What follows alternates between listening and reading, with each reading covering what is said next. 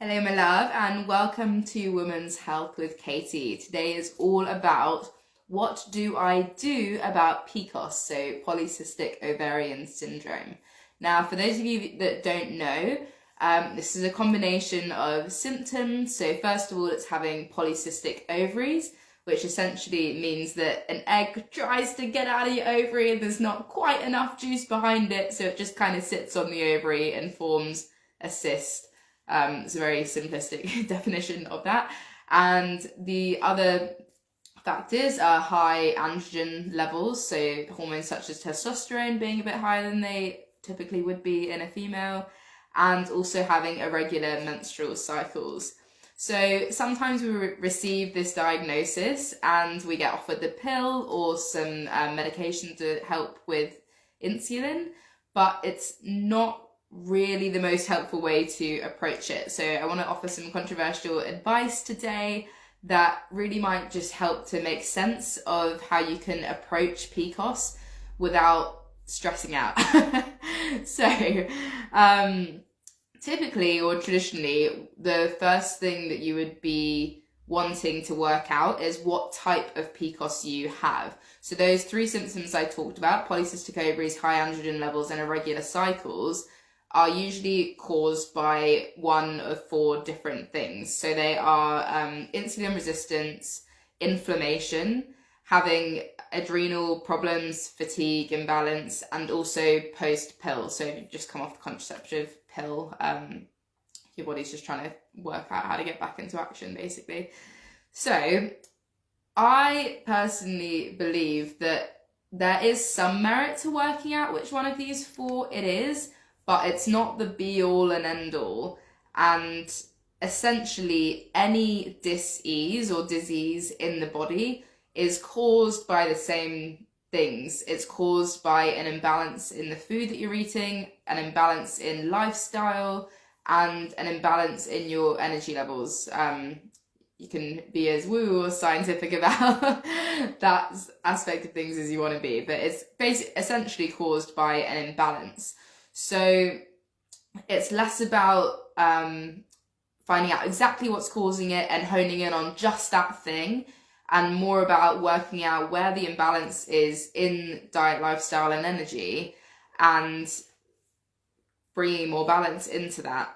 And this always comes back to this thing that I learned at the Institute of Integrative Nutrition, which has a huge body of research behind it, in that the body knows how to heal when given half a chance. So your body is incredibly intelligent. When we think about the intelligence of our mind and everything that's going on in our body that we don't even fully understand, our mind can't even get our heads around that, and never mind being in control of that and having to direct this blood cell to go to there or whatever it may be. So your body is incredibly intelligent. It knows what it's meant to do, and it's always trying to get back to homeostasis. It's always trying to come back to balance. But we get in the way. Our minds get in the way. Our habits get in the way by eating loads of sugar, drinking loads of alcohol, having a really stressful job, whatever it may be. So getting out of our own way is the cure to most diseases, effectively. And of course, I don't want to dismiss anyone who's going through something really tough, as it can get to a point where the body is just freaking out and is beyond sort of knowing what to do. It went with autoimmune conditions and things like that. But essentially, if you're at a somewhat okay level of health, the body is able to get back to balance. So I just want to give you a little bit of hope there, first of all. And then I just want to bring in this point of one man's food is another man's poison. So when I'm working with women, I will never say this is exactly what you should eat, or you should eat exactly what I eat. I never prescribe diet plans because I don't believe in them. I think that the best path to health, and again, this is what I was trained, this is just my opinion, trained to do, is to encourage my clients, the women that I work with, to find what's healthiest for them. So, for example, I start my day with this like cacao, almond butter, hot drink that has loads of other stuff in it that really set me up for the day.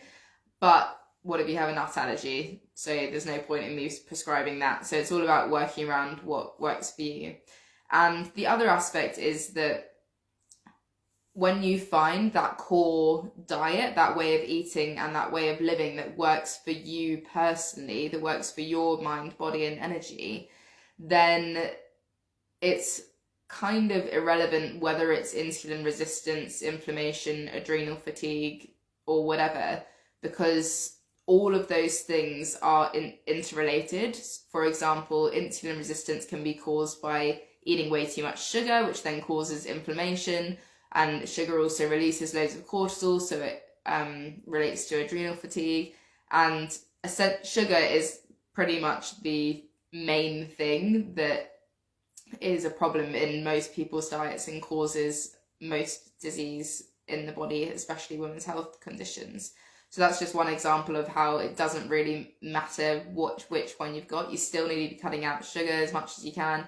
You still need to be sleeping. You still need to be drinking lots of water. You still need to be getting your fruits and vegetables in. You still need to be going out for walks in nature. And I know this can feel overwhelming to do all of those things, which is why we have a coaching program for 6 months where you take your time to implement these things. It's not going to happen overnight. But yeah, it's coming back to that, what feels good for you, what feels healthy for you, and allowing the body to do what it knows how to do best. And I do want to put a little asterisk on this and say that if you have insulin resistance, there are particular supplements that you can take which really assist that reducing. For example, like maitake and shiitake mushrooms are really great for that.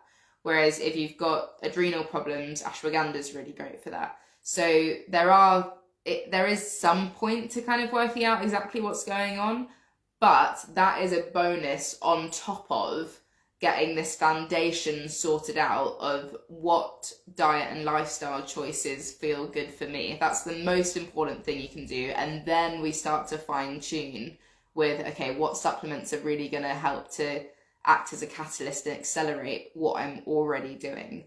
So that's sort of the one aspect that I suppose is a little bit controversial. And the second thing, which is extra controversial, is womb wisdom.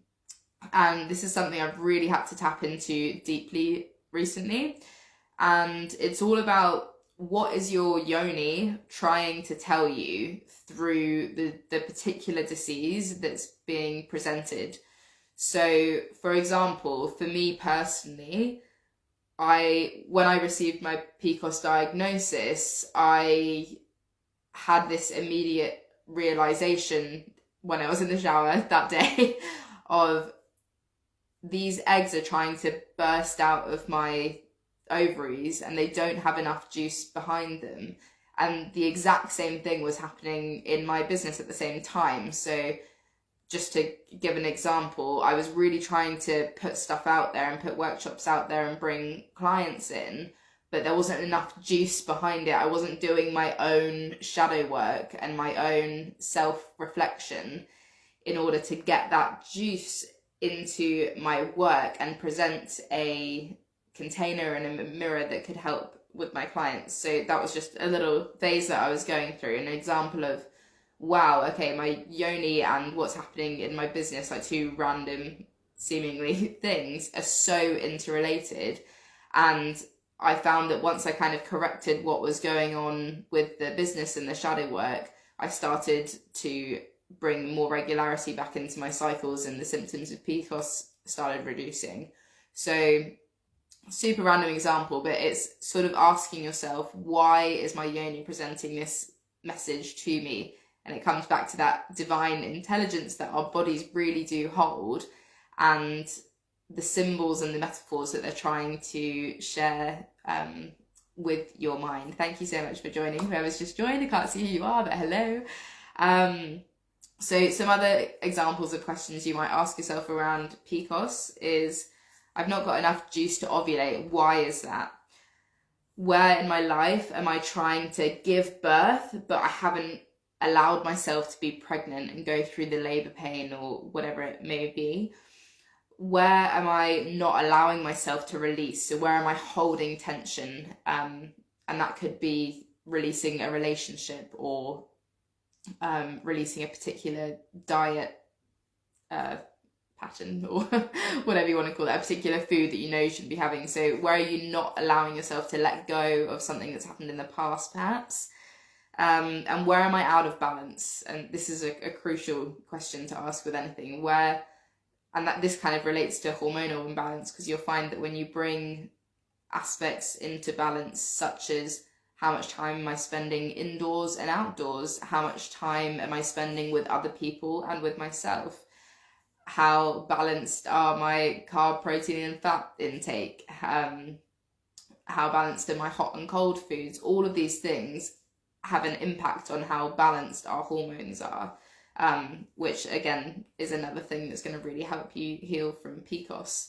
So thank you for sticking with this. I appreciate it's a very different way of looking at PCOS, but I think for me it's all about tapping into your intuition, your womb wisdom, and finding what works for you, not trying to overload yourself with loads of information from hundreds of different sources and try and do what someone else is telling you to do. The best answer is always going to come from you, and that's difficult to find sometimes, but that's where that self-reflection, journaling, meditation, all that kind of stuff is so much more important than it might appear to be at first glance.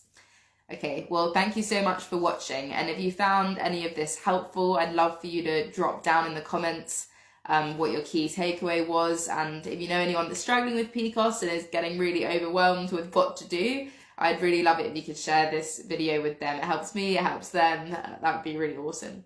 So thank you so much, and I will see you next week. Bye for now.